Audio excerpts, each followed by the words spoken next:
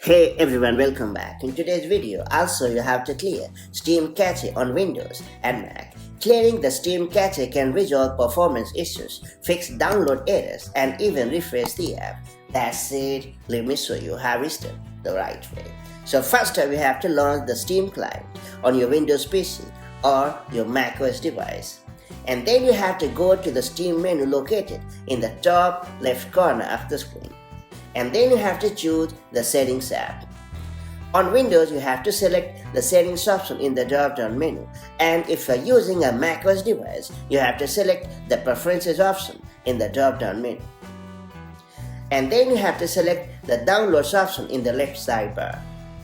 And then you have to find the Clear Download Cache option, and then you have to hit the Clear Cache button and confirm it. It's worth pointing out that Steam will clear temporary files, cache data, and reset certain settings like download regions. And then you have to restart Steam on your device, and after clearing the cache, Steam will log you out automatically. Then you have to reload the app and sign back in to continue using Steam.